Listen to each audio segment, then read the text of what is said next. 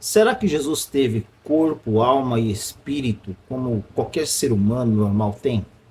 Será que Jesus, sendo Deus, sentiu fome, dor, tristeza, alegria, emoções como nós sentimos? Por que foi necessário que Jesus nascesse de uma mulher? Estas reflexões e perguntas iguais a estas serão respondidas nesta videoaula. Hoje nós estaremos estudando sobre as experiências humanas de Jesus, a humanidade perfeita de Jesus, o Jesus homem, o verbo que se fez carne e habitou entre nós, conforme está lá em João capítulo 1, a partir de 1 até o 14 vai falar sobre isso, o verbo que se encarnou. Estaremos tratando do Deus conosco, verdadeiro Deus, mas verdadeiro homem, plenamente Deus, plenamente homem. Então hoje nós estaremos estudando exclusivamente sobre a humanidade de Jesus. No primeiro ponto, no primeiro item, no primeiro tópico, nós veremos sobre a humanidade de Jesus. No segundo tópico, nós veremos algumas heresias que negam essa humanidade de Jesus. E no terceiro tópico, nós veremos que essas heresias ainda continuam nos dias de hoje, mas como combatê-las, como refutá-las biblicamente. Então vamos seguir. Gostaria de começar com o texto áureo, Mateus 4:23, nos diz o seguinte: E percorria Jesus toda a Galileia, ensinando nas suas sinagogas, e pregando o evangelho do reino, e curando todas as moléstias, enfermidades e moléstias entre o povo. Este versículo é muito importante porque ele trata da humanidade de Jesus de uma forma bem clara. Eu separei aqui 8 pontos para nós meditarmos neste versículo sobre a humanidade de Jesus. Primeiro, Jesus como mestre que ensina. O fato dele ensinar nas sinagogas demonstra que, como homem, ele desenvolveu seu intelecto. Ele aprendeu, ele teve a necessidade de ser ensinado. Lucas 2:52 deixa isso bem claro, que diz lá: e crescia Jesus em graça, em sabedoria, diante de Deus e diante dos homens. Ele não apenas possuía um conhecimento divino, mas também experimentou um crescimento intelectual e espiritual típico do ser humano. Então, primeiro ponto, Jesus ensinava, mas também Jesus aprendeu. Segundo, Jesus se desloca entre as pessoas. O texto diz que ele percorria toda a Galileia. Isso mostra a sua limitação física, pois Jesus, como verdadeiro homem, ele andava, ele teve que andar, ele teve que se cansar, ele precisou se deslocar, ele precisava se mover para poder alcançar as pessoas. Terceiro, Jesus que sente compaixão e cura as pessoas. A sua humanidade se revela na compaixão ao curar todas as enfermidades. Ele se identifica com as dores humanas e demonstra empatia, evidenciando que isso não veio apenas para salvar almas, mas também para restaurar o ser humano em sua totalidade. 4. Jesus como pregador do evangelho do reino. Ele proclamava o evangelho do reino. Ele dizia, né, eis que vos é chegado o reino do céu. Ele usava de uma comunicação direta, uma comunicação verbal direta com as pessoas. Ele envolvia-se com uma linguagem acessível a todos. Ele tinha conhecimento do dia a dia de cada um, e ele se comunicava de uma forma bem intensa, bem tranquila, porque ele era um ser humano normal.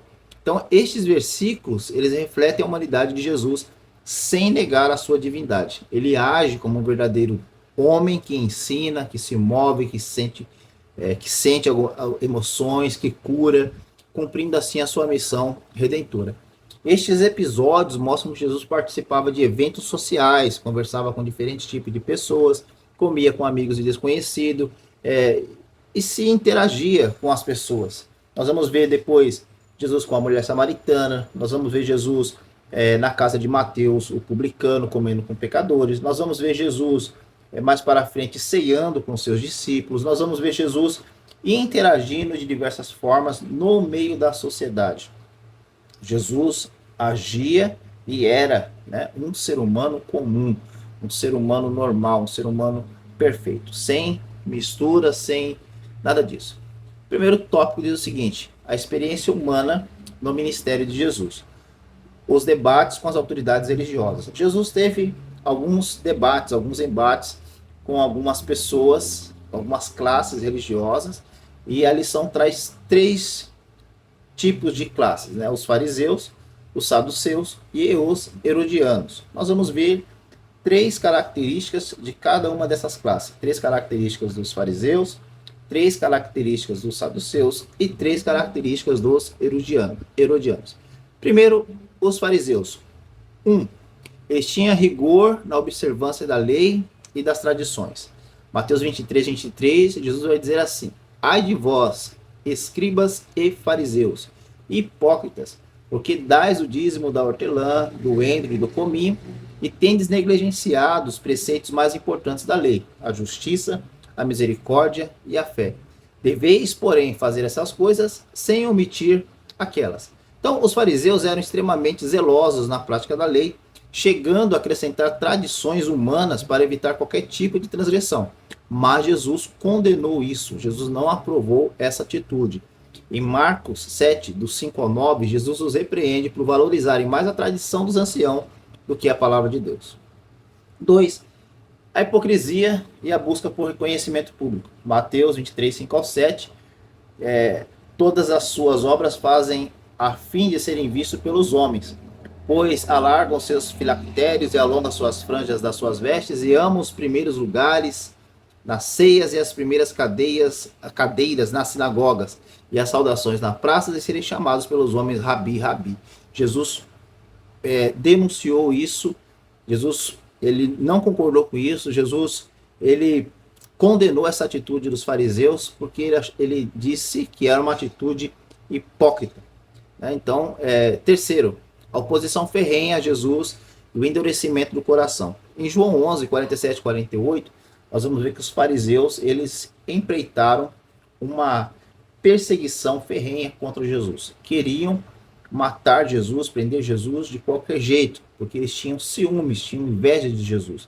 Os fariseus viam Jesus como uma ameaça à sua autoridade e estavam dispostos a conspirar contra ele. Em Mateus 12, versículo 14, diz assim: após Jesus curar no sábado, os fariseus começaram a planejar como matá-los. Então, os fariseus eram conhecidos pelo zelo pela lei, mas com exagero nas tradições humanas, hipocrisia e desejo de reconhecimento, e rejeição a Jesus, mesmo diante das evidências claras de que Jesus era o Messias. Então, essas são as características dos fariseus, e isso mostra que a religiosidade sem a transformação interior pode levar ao legalismo, ao orgulho e à resistência à verdade da palavra de Deus. Saduceus. Três características dos saduceus. Primeira, eles não acreditavam na ressurreição nem nos anjos. Atos 23, 8 vai dizer quando Paulo está sendo julgado, porque os saduceus dizem que não há ressurreição, nem anjo, nem espírito, mas os fariseus reconhecem todas essas coisas. Então, os fariseus primeiro não reconheciam alguns pontos claros doutrinários da Bíblia, mesmo no Antigo Testamento, sobre a ressurreição e sobre os anjos. Uma fonte histórica disso é Flávio Josefo, um historiador judeu. Ele confirma que os saduceus negavam a ressurreição e a existência de espíritos. Ponto 2. Aceitavam apenas a Torá, o Pentateuco, como escritura autoritativa. Então, apenas a Torá poderia ser apreciada ou atendida, obedecida, porque os demais livros, os históricos, os poéticos, não faziam parte para os saduceus do canon da Bíblia da Antiga.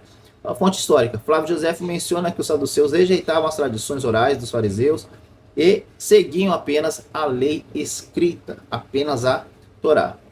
E terceiro, eles tinham uma ligação com a elite sacerdotal e uma influência política. Então, os saduceus faziam parte de uma elite de pessoas abastadas, ricas, que influenciavam ali a questão sacerdotal. Como membros da elite sacerdotal, os saduceus tinham forte influência no templo e se opunham à pregação da ressurreição. Então, características dos saduceus: rejeitavam a ressurreição e os seres espirituais, aceitavam apenas a Torá como escritura inspirada, autoritativa, e faziam parte da elite sacerdotal a terem influência política. E os herodianos? Os herodianos, apesar de não ser um partido religioso, era um partido político, fazia parte da política. Então, primeiro, eram aliados políticos da dinastia de Herodes. Marcos 3:6 diz assim: E tendo saído os fariseus, tomaram logo conselho com os herodianos contra ele, procurando ver como o matariam. Os herodianos apoiavam a dinastia de Herodes, que governava sob a influência do Império Romano, e colaboravam com o governo. Então, 2. Opositores de Jesus e aliados dos fariseus contra ele.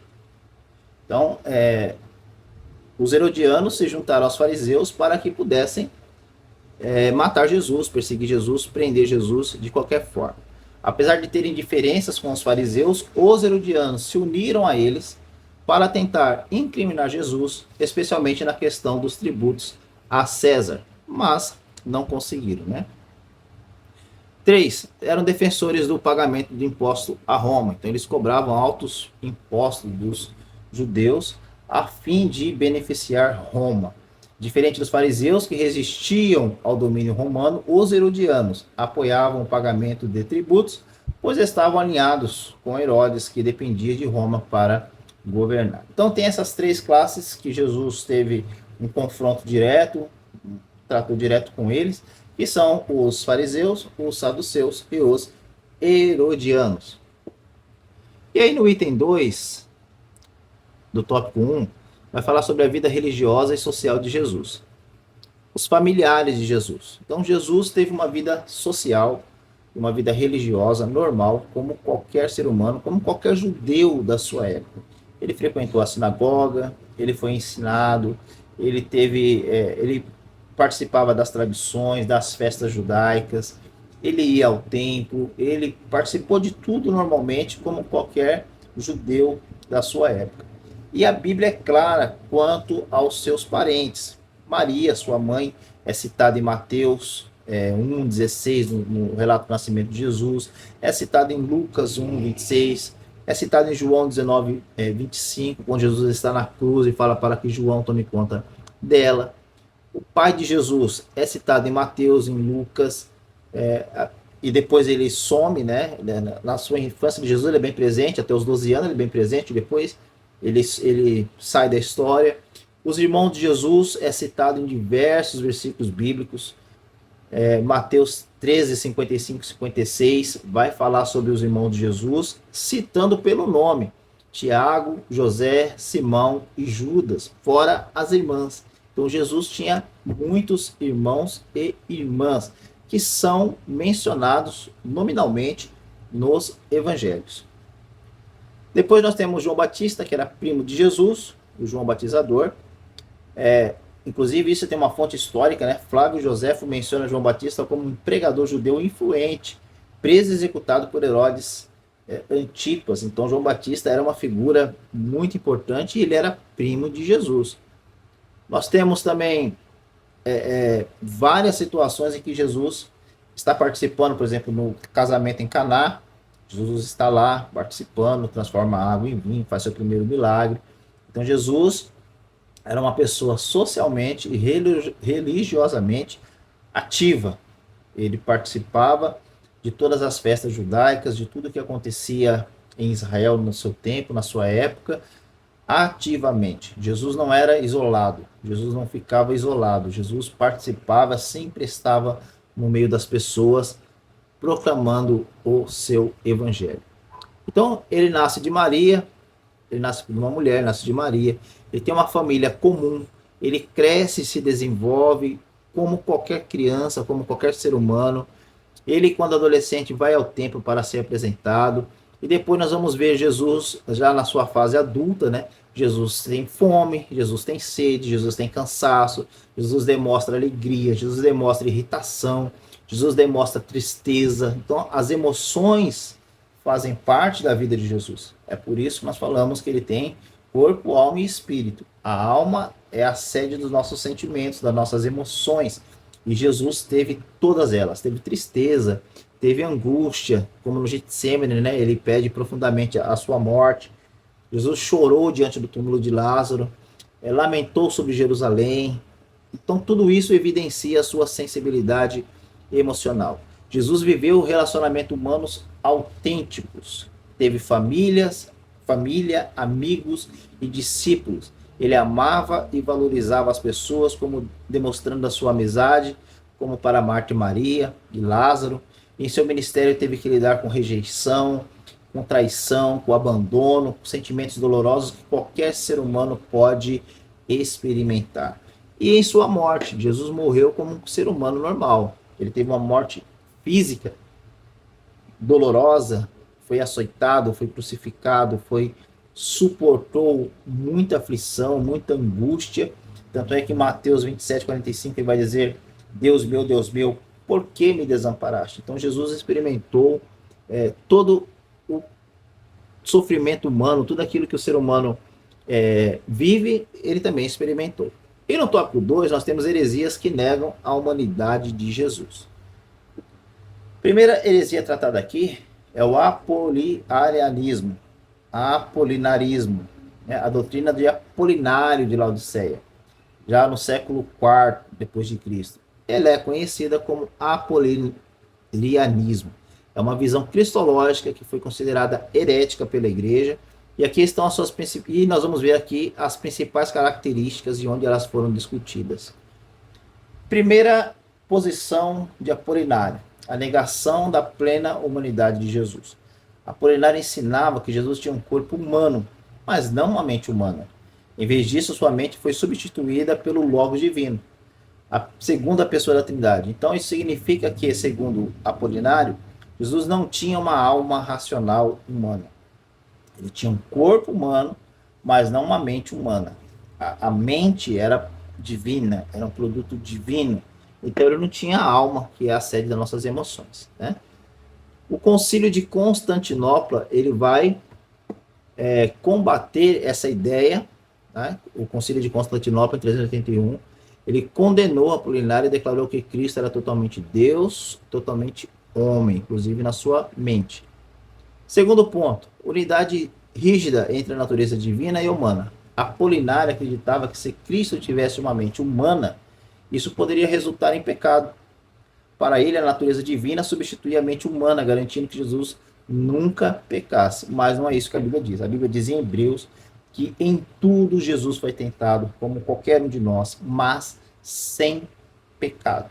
Jesus nunca pecou, mesmo tendo a mente humana, as emoções, a alma normal, como qualquer ser humano. Jesus nunca pecou, não porque ele fosse blindado, protegido por Deus, não. Ele não pecou por obediência. Ele venceu o pecado, foi obediente até a morte e morte de cruz. Terceiro, a influência no monofisismo. O pensamento de Apolinário influenciou mais tarde os monofisistas, que afirmavam que Cristo tinha apenas uma única natureza, a divina, e não uma natureza humana completa. Esse pensamento também foi condenado no Concílio de Calcedônia em 451, que reafirmou a união das duas naturezas de Cristo, a divina e a humana, sem mistura, sem confusão ou sem separação.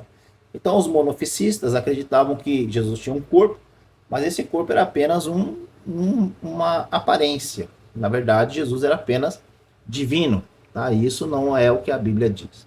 Então Apolinário negava que Cristo tivesse uma mente humana, acreditando que o Logos divino assumiu essa função. No entanto, essa ideia foi rejeitada pelos pais da igreja, pois comprometeria a redenção humana. O Concílio de Constantinopla, em 381, condenou o apolinarianismo e afirmou que Cristo era plenamente Deus e plenamente homem. Então, a posição da igreja é esta: Jesus não possui dois corpos, divino e humano, nem possui um corpo cuja a submissão está atrelada à ação divina. Não. Jesus é um ser humano normal, que tem duas naturezas, a natureza divina e a natureza humana. Então, a tese de que Jesus possui um corpo, alma e espírito é essencial para a cristologia ortodoxa, pois demonstra que ele assumiu a plenitude da natureza humana para redimir completamente a humanidade. Essa verdade é sustentada biblicamente e teologicamente da seguinte forma: Jesus tinha um corpo humano e real. Hebreus 2,14. E visto como os filhos participam da carne e do sangue, também ele participou das mesmas coisas.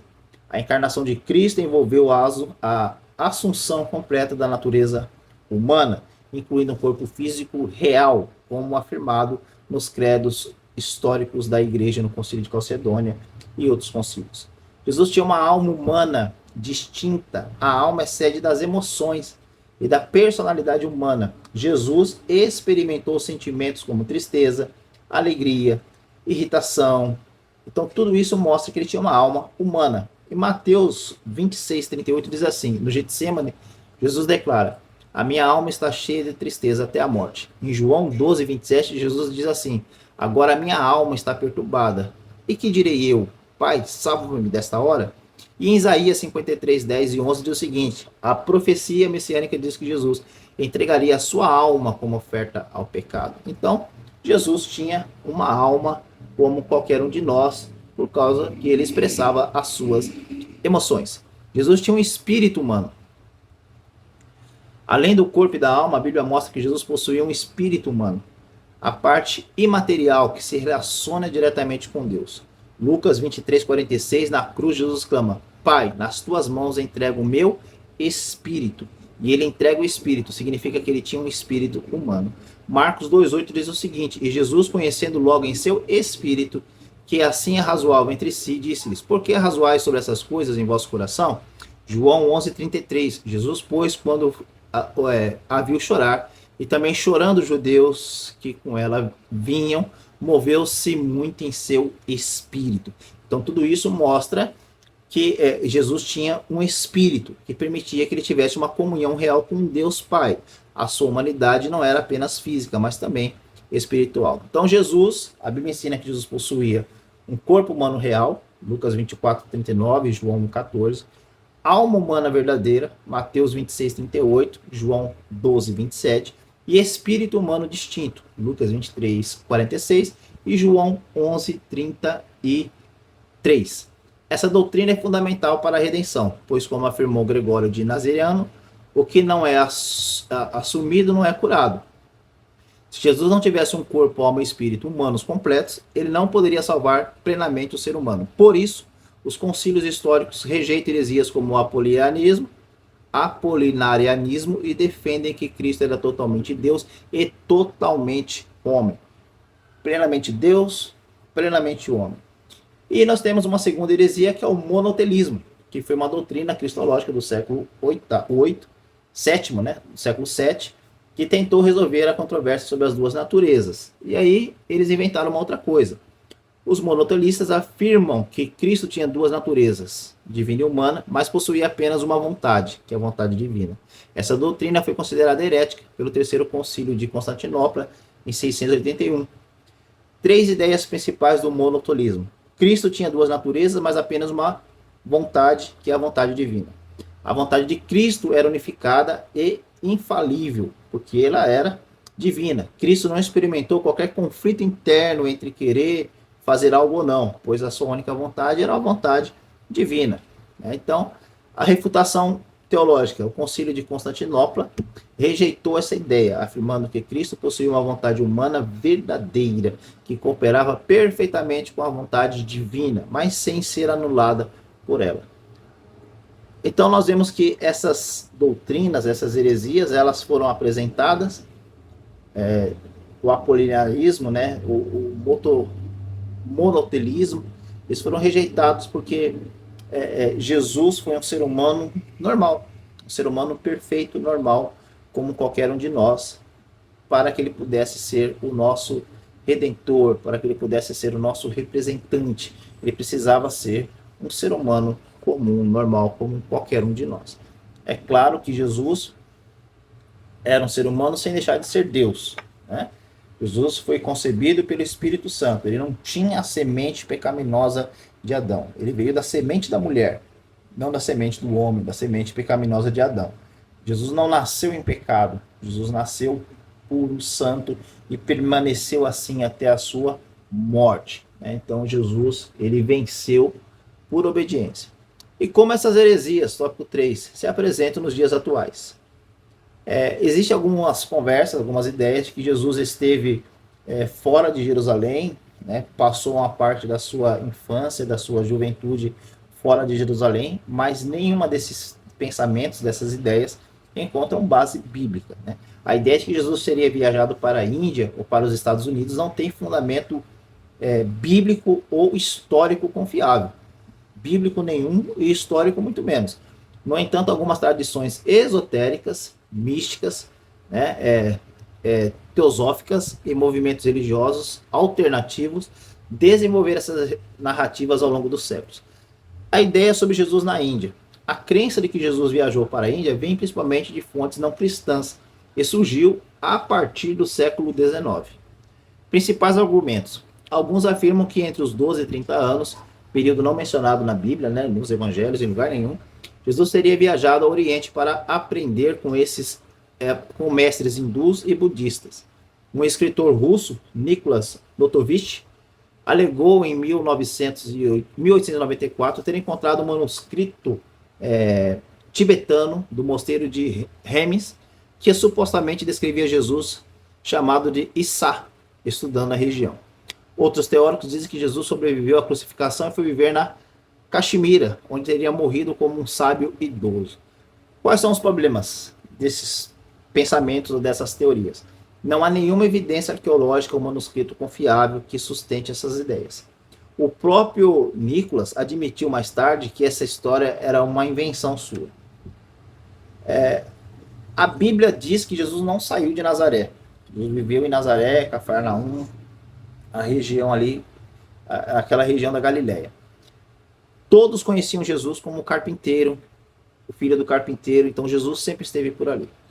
Nunca foi para a Índia.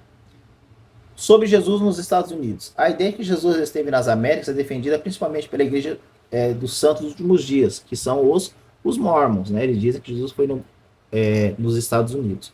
O livro de Mormon afirma que após a sua ressurreição, Jesus aparece a um grupo de pessoas nas Américas, os Nefitas e os Lamanitas, descendentes das tribos perdidas de Israel.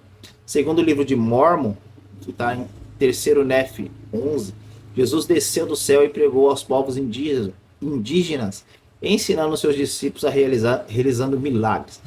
Qual o problema dessa teoria? O livro de Mormon não tem apoio histórico, arqueológico ou bíblico. Nenhuma evidência comprova que as civilizações descritas no livro realmente existiram. E os evangelhos não apresentam Jesus fora de Israel, a não ser ali na região cananeia, ali, né, na Líbia, onde Jesus vai e encontra-se com a mulher cananeia. Fora isso, não tem outras indicações. Essas teorias são baseadas em tradições sem comprovação histórica ou arqueológica. A Bíblia e os documentos históricos apontam que Jesus viveu na Palestina, morreu em Jerusalém e ressuscitou ao 3º dia, sem qualquer menção de viagens para a Índia ou para as Américas.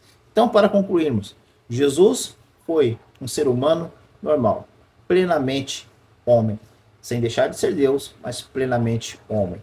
Teve todas as emoções que nós temos, tristeza, alegria, irritação, sentiu tudo normal, teve fome, teve sede, teve cansaço, teve limitações. Então Jesus foi um homem perfeito, e como um homem perfeito ele pôde ser o representante da humanidade. Então Jesus, ser humano perfeito, essas heresias como o apoliarismo, o monofisismo e tantas outras, que uns dizem que Jesus era apenas homem, outros vão dizer que Jesus era apenas Deus, outros vão dizer que Jesus era um homem que era submisso à vontade divina, dominado pela mente divina. Todas essas doutrinas, esses ensinos são errados, são heréticos, porque não encontram base na Bíblia. A Bíblia diz que Jesus Cristo era homem. 1 Timóteo 2,5, porque nós temos um único mediador entre Deus e os homens, Jesus Cristo, homem. Então, que Deus te abençoe. Até a próxima lição, se o Senhor assim nos permitir.